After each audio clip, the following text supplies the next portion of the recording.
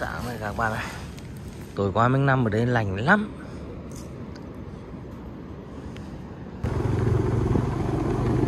Mình đang trên đường đi vào Hồ Cốc nha các bạn ơi. Đường đẹp quá, mình phải quay cho các bạn xem một đoạn. Ở trong này là toàn bộ là rừng nha các bạn. Đây là khu bảo tồn thiên nhiên nhá. Giờ mình đi hết cung đường này là mình sẽ ra đến Hồ Cốc nha các bạn ơi. Quá đẹp luôn các bạn ơi. Ở trong này không khí trong lành lắm luôn đấy.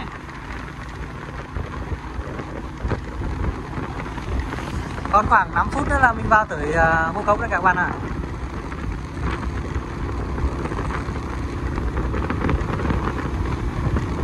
Bây giờ mời các bạn theo chân mình đi vào Hồ Cốc nhá. Để mình cắm trại một đêm ở Hồ Cốc nha các bạn ơi.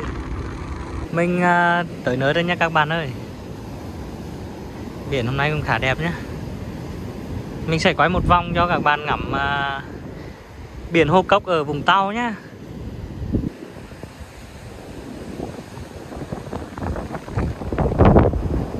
Năm giờ chiều rồi nha các bạn.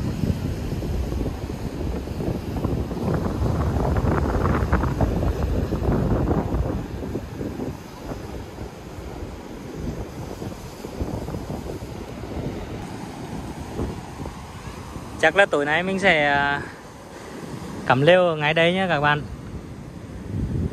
Đồ của mình đây. Mình sẽ cắm lều ngay chỗ này. Nhìn ra biển nhá. Dưới cái hàng dương này nhé các bạn. Bây giờ thì mình sẽ đi dừng lều và chuẩn bị đồ để nấu buổi tối nhé các bạn.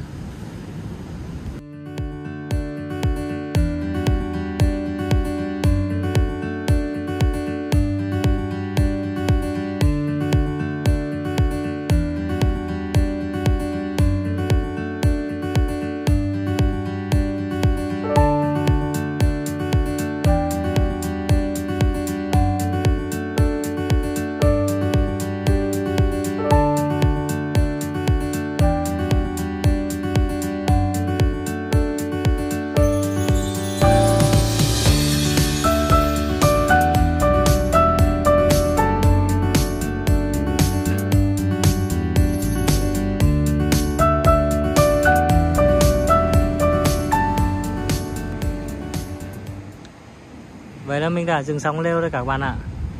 Giờ thì mình sẽ đi chuẩn bị đồ để nấu buổi tối nhá các bạn. Biển buổi chiều thật đẹp đúng không các bạn? Ở đấy thì mình chỉ thuê bãi thôi nhá các bạn. Cho nên là mình chỉ mất 100.000 tiền thuê bãi thôi. Còn lại lều trại và các dụng cụ thì mình tự túc mang theo đầy đủ rồi. Đó. Còn nếu như các bạn muốn đi chơi cả gia đình ấy, thì các bạn có thể thuê lều trại của họ và đặt đồ ăn của họ luôn nhá. Nếu như mình có tí điều kiện ấy thì mình rất là khỏe. Mình xuống chỉ đi người không xuống và ăn và chơi 1-2 hôm nên mình về thôi. Còn như mình thì đi tự túc cho nên là mình phải mang theo đồ đoàn rất là lành kềnh nhá, rất là vất vả hơn một tí. Thì ở đây là thuộc bãi biển Hồ Cốc nha các bạn, ở Xuyên Mộc, Bà Rịa Vũng Tàu nhé. Mặt trời đang xuống dần rồi, rất là đẹp. Và hôm nay thì mình sẽ hướng dẫn cho các bạn làm món chả giò chiên giòn nhé. Mình sẽ ăn với bún nhé. Thì nguyên liệu của món này cơ bản gồm có thịt heo xay nhé, nấm meo, miến hoặc trong miền Nam thì gọi là bún khô nhé, rồi một nửa củ sắn nhé, hay còn gọi là củ đầu ấy, và hành lá, ngò gai và tỏi nhé các bạn. Bây giờ mình sẽ hướng dẫn các bạn làm món chả giò cực kỳ ngon nha. Bây giờ thì mình sẽ thải nấm meo ra nhé các bạn.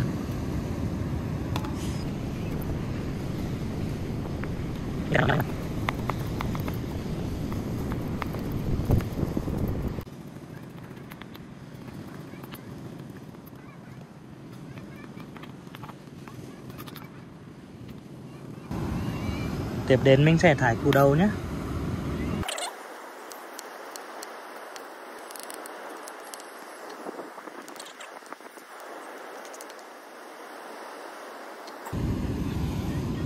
Rồi giờ mình sẽ thải rau thơm nhé các bạn. Rau thì không có hành lá và ngò gai thôi nhé các bạn.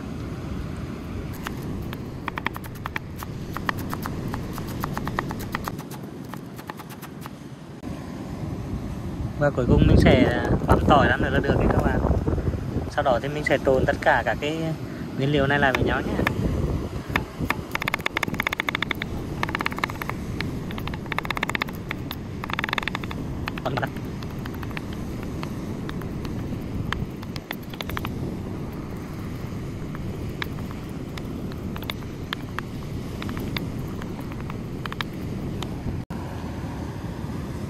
Mình đã chuẩn bị xong hết tất cả nguyên liệu để làm món chả giò chiên giòn rồi nhé các bạn.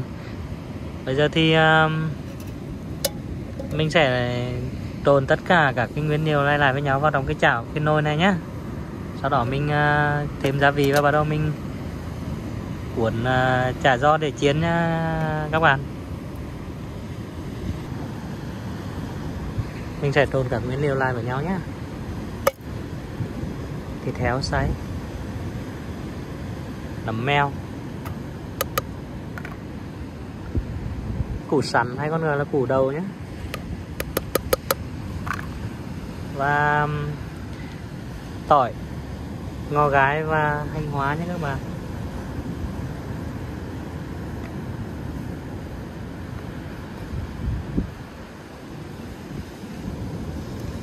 Và một thứ nữa cuối cùng nữa đó là miến nhé các bạn, hay còn gọi là bún khô. Ở quê mình thì gọi là miến nhé.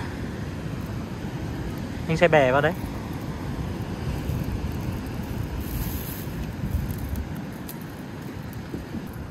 Như đó là đủ.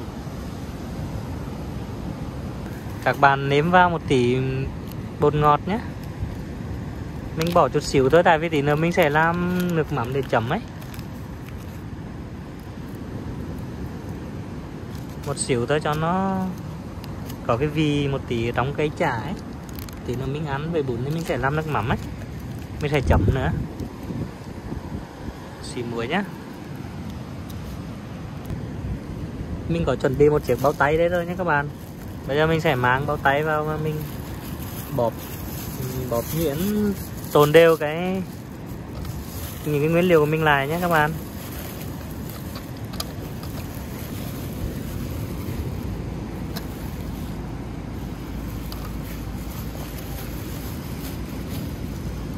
Đấy, vậy là mình đã trộn xong cả cái nguyên liệu rồi nhé các bạn.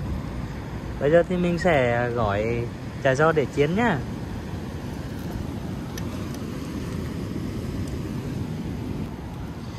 Như vậy là mình đã cuốn xong chả rồi nhé các bạn. Bây giờ thì mình sẽ vắt chảo lên và mình bắt đầu tiến hành chiên chả giò nhé các bạn. Dầu nóng rồi, giờ mình sẽ cho chả vào chiên nhé các bạn.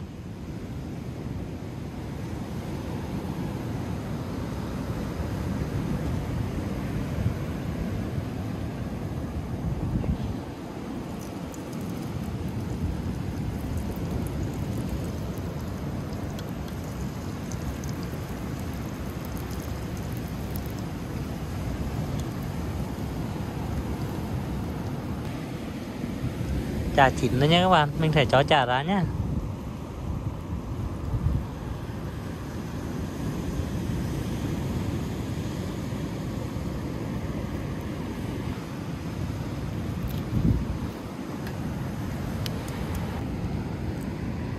Vậy là mình đã làm xong món chả giò chiên rồi nhé các bạn.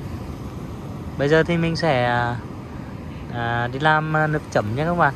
Món này thì tí nữa mình sẽ ăn với bún nhé các bạn. Ăn cùng bún, rau sống, dưa léo và đậu hũ nhé. Bây giờ mình sẽ đi làm, mình sẽ hướng dẫn các bạn làm nước chấm để ăn món bún chả giò chiên giòn nhé các bạn. Bây giờ mình sẽ hướng dẫn các bạn làm nước chấm để mình ăn bún chả giò nhé. Thì nguyên liệu cũng đơn giản thôi. Tỏi, ớt, tắc và đường và muối và nước mắm nhé các bạn. Mình sẽ làm tỏi, ớt, chua ngọt, nước mắm, tỏi, ớt, chua ngọt nhé các bạn.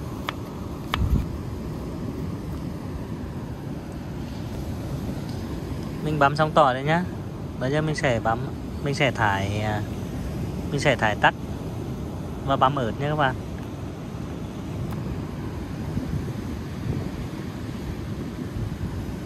Các bạn muốn ăn chanh thì làm với chanh nhé. Mình thì thấy tắc thơm hơn nên là mình sẽ làm cùng với tắc.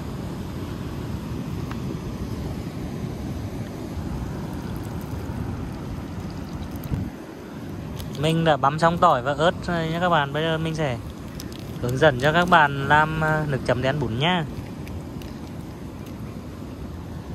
Ở đây mình có đường nhé các bạn. Các bạn cứ làm tỷ lệ 1 mắm 1 đường là được. Mình sẽ cho vào một ít nước lọc nhé.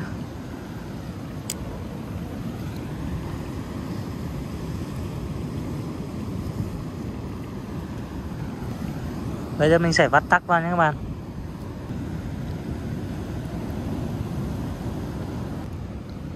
Các bạn cho vào cho mình một ít tương ớt nhé các bạn. Nó sẽ đậm đà nước chấm và cái màu nó sẽ đẹp nhé các bạn.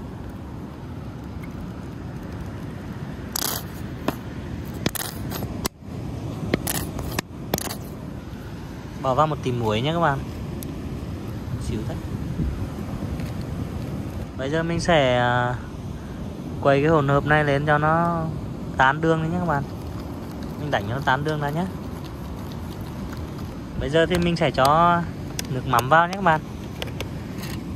Ở nhà thì các bạn có thể dùng muỗng để các bạn lương nhé, đó nhé. Cứ 1 mắm 1 đường là được nhé các bạn. Đấy thì mình không có muỗng, mình đổ chưng bằng tay luôn. Quay lên.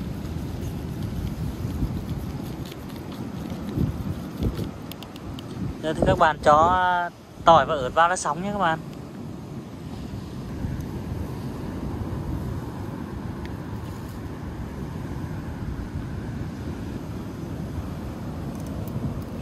Bây giờ mình sẽ bay bún ra đĩa và bắt đầu thưởng thức nhé các bạn ơi. Cho bún vào nhá. Mình làm một đĩa bài bản để các bạn xem nhé. Mình sẽ ăn cùng với một tí đậu hũ nhé. Dưa leo nhé các bạn. Mình sẽ ăn cùng với một ít salad nhé.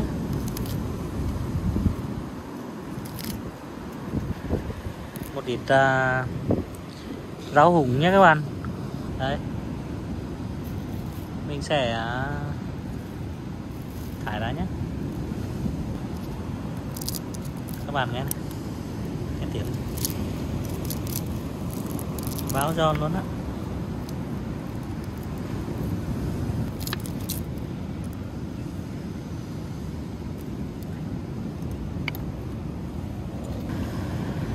Đây nhé các bạn. Hôm nay buổi tối mình sẽ ăn như thế này nhá. Mời các bạn cùng ăn với mình nhá. Thử một miếng chả đầu tiên nhá. Kiểm tra độ giòn của nó nhé các bạn. Chấm mắm nhé.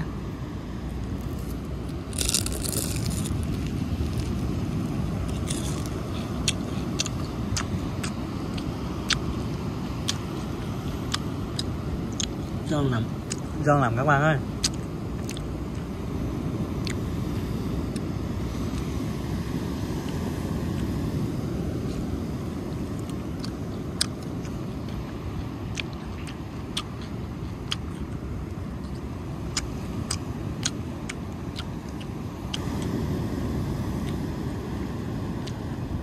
Mời các bạn cùng ăn với mình nhá.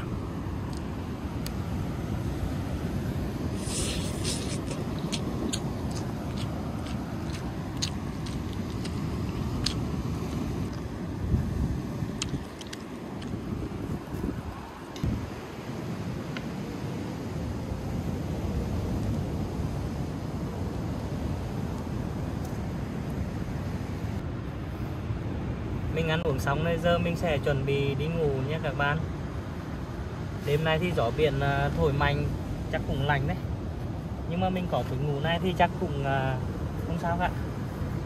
Mình hẹn gặp lại các bạn vào sáng ngày hôm sau nhá. Bây giờ thì mình sẽ đi ngủ cái đã. Trời sáng đấy các bạn ơi, 6 giờ 17 phút. Nãy trời lạnh mình dậy hơi trễ nhé. Bình thường mình dậy sớm, hôm nay lạnh quá. Bây giờ mình sẽ đi ra ngoài quay không khí buổi sáng cho các bạn xem nhé.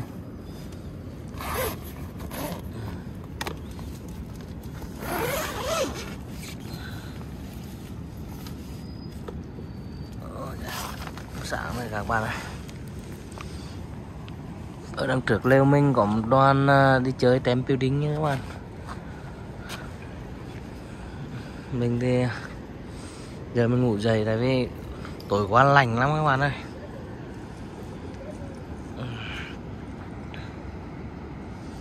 Mặt trời lên cao luôn rồi. Bình thường cỡ 5 rưỡi là mình dậy rồi, nhưng mà tối qua mình nằm ở đây lạnh lắm. Giờ mình sẽ đi dạo biển một vòng nha các bạn. Tối qua nước nó vào, đến trong đây luôn đấy các bạn này. Mà giờ nước nó rút ra đến tân ngay kia kìa. Đó, sau một đêm nữa đó. Trời lên đẹp lắm các bạn ơi. Đi ở chỗ này mình thích nhất buổi sáng, lúc mặt trời lên.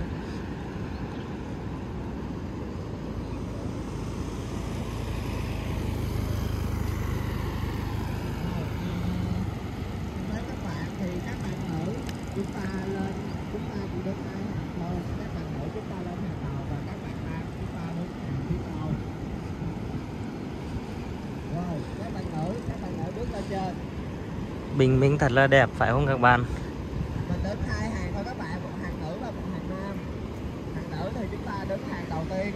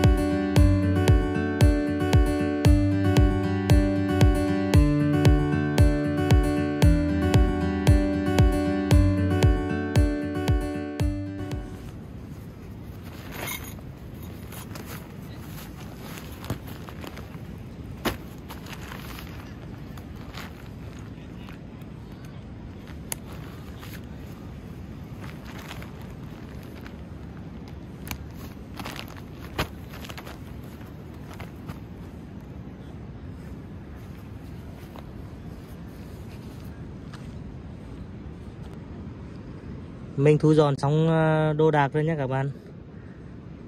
Giờ thì mình sẽ đi ra ngoài kiếm cái gì đó ăn sáng và mình sẽ di chuyển về lại Sài Gòn nha các bạn ơi. Mình chúc cho các bạn một ngày nghỉ cuối tuần thật nhiều thư giãn nhé các bạn. Cảm ơn các bạn đã theo dõi kênh, và nếu thấy video hay thì xin cho mình một nút like nhé. Bấm like và bấm đăng ký để ủng hộ cho kênh mình ngày một phát triển nhé các bạn. Mình xin tạm biệt và hẹn gặp lại các bạn trong những video tiếp theo nhé. Mình đang trên đường đi về nha các bạn ơi. Ở đây không khí buổi sáng rất là an lành nha các bạn. Mình thấy nắng lên đẹp quá cho nên mình phải quay một đoạn cho các bạn xem nhé. Cùng đường mình đi đấy không có một chiếc xe nào luôn, toàn cây cối thôi. Không khí mát mẻ cực kỳ luôn, trong lành, tuyệt vời không các bạn ơi. Cung đường này mà đạp xe đạp hay là chạy bộ thì quá tuyệt luôn.